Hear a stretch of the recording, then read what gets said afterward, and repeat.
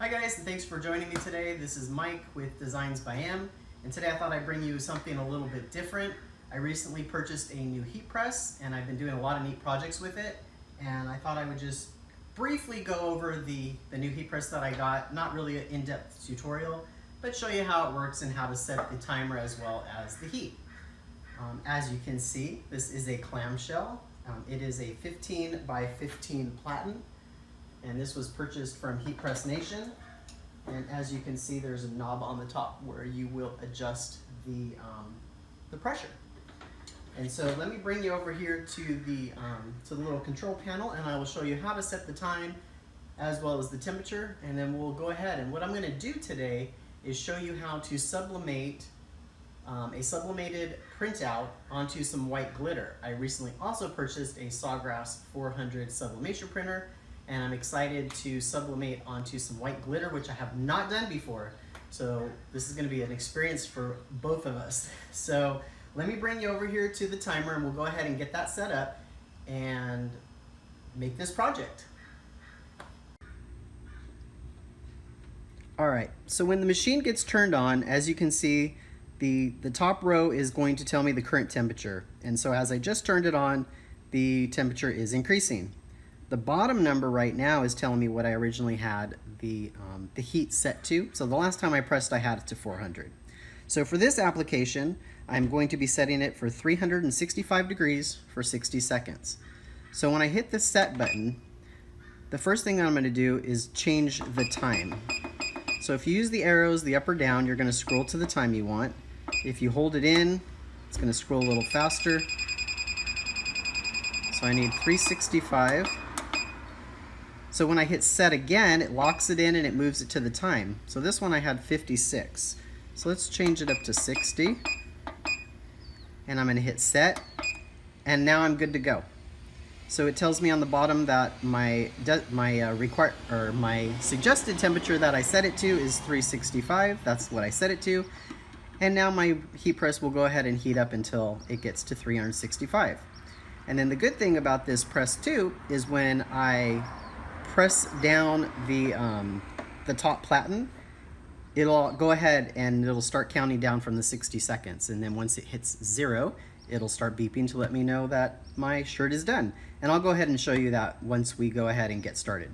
So I'm gonna let this machine heat up to 365 degrees, and I'll meet you right back. All right, so I'm back. I have a Gildan 100% cotton shirt, and I went ahead and I used a lint brush and I got all the lint off of it. That's really important. You wanna make sure that you go ahead and do that. So now comes my little quick tip number 1. Finding the center of the shirt. The easiest way for me, and I know I've seen people that have tools and yada yada, but for me, what's easy is the first thing I need to do is press it though to get the moisture out of the shirt. So I'm gonna go ahead and do that first, sorry. So we're just gonna throw the shirt on there. I always use parchment paper. I'm just gonna put that on there. I'm gonna do it for about 5 seconds just to get some of the moisture out and to make sure that to get some of the wrinkles out as well. All right. So now that I've done that, the easiest thing for me to find the center of the shirt is to fold it in half. And so basically what I'm doing is lining up both of the shoulder seams together and then the collar seams together. And then I kind of have it folded in half. And I'm gonna throw that back on the heat press. I don't really need my parchment paper, so I'm going to throw that down there. And I'm going to press that, and I'm going to get the center seam of the shirt. Just for a few seconds, just to get that seam so that I can see it.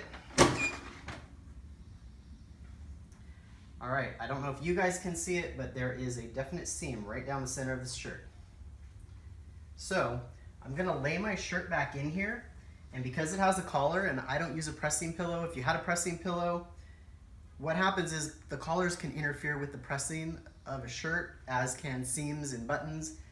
And since this is just a really simple shirt, I'm not going to go ahead and put a pressing pillow. A pressing pillow would raise the area that you're pressing so that these seams and things didn't get in the way.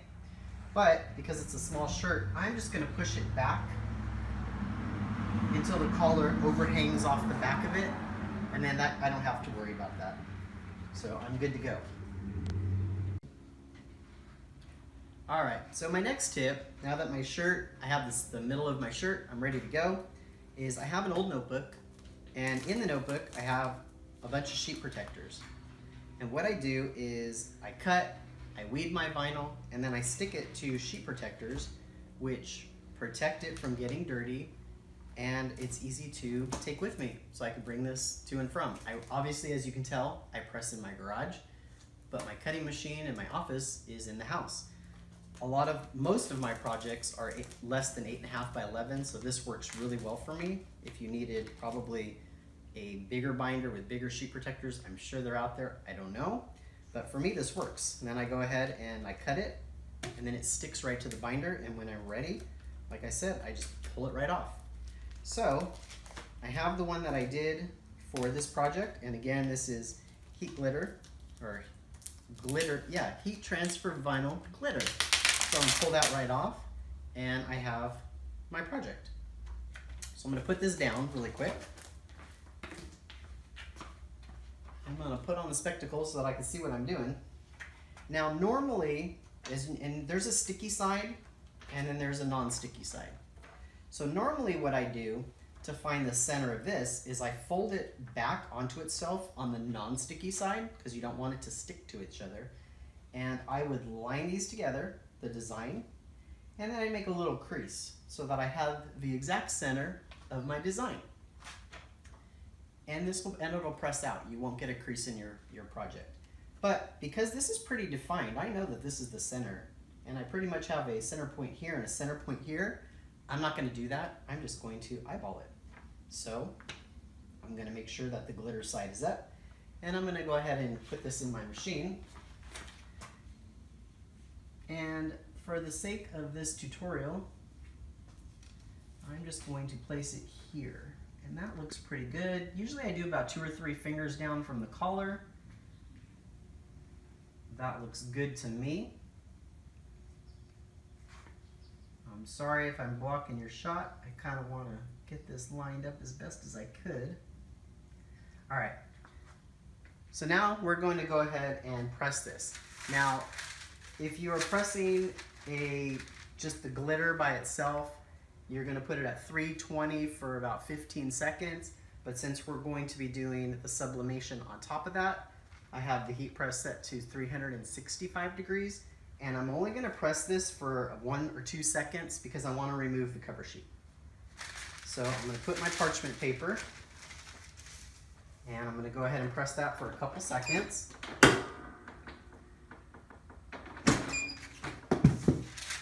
And I'm going to pull my cover sheet off.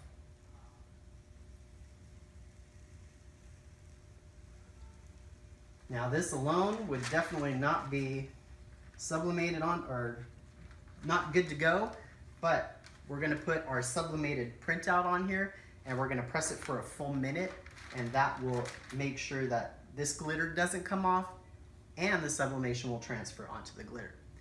So let me grab that piece of paper and I'll meet you right back.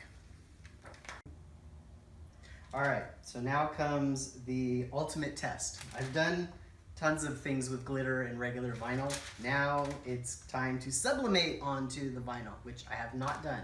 I've never sublimated onto glitter before, so this will be a test. So I have my printout already cut, ready to go. I am going to line that up onto the heart, and I may get in your shot, I apologize. I'm gonna make sure I get that lined up.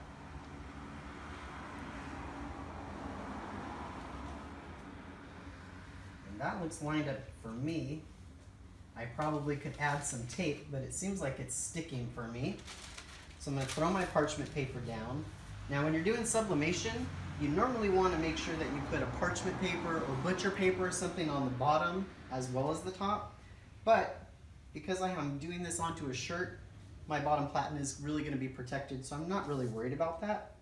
So now I'm going to go ahead and press this down, and my timer will go down for the 60 seconds, and when it's done, it will start beeping.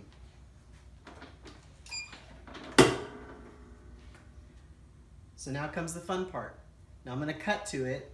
So when the 60 seconds is over, you guys will be able to see that the machine beeps and we'll both do the reveal together. 4, 3, 2, 1. So my press is done. All right. And now we will see together what this looks like. This is really hot. Remember, 365 degrees for a minute. Super, super hot.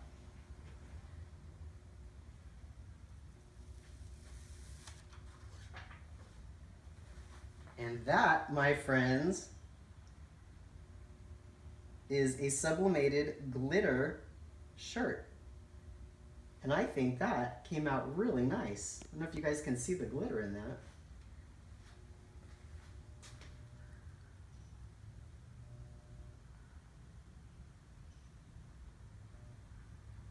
That came out excellent. I am really, really impressed the way that that came out. Very nicely done. Very nicely done. All right, so there you have it. I sublimated onto Siser white heat transfer glitter, and I think that came out really, really nicely. So thank you guys for joining me today. I really appreciate it. Please, please, please don't forget to rate, comment, and subscribe. I really appreciate that so much when you guys do that. Until next time, keep it real and have a great day.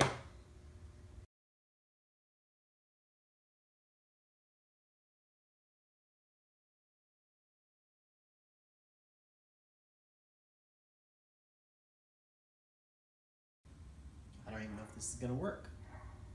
Hopefully. That'll be an outtake.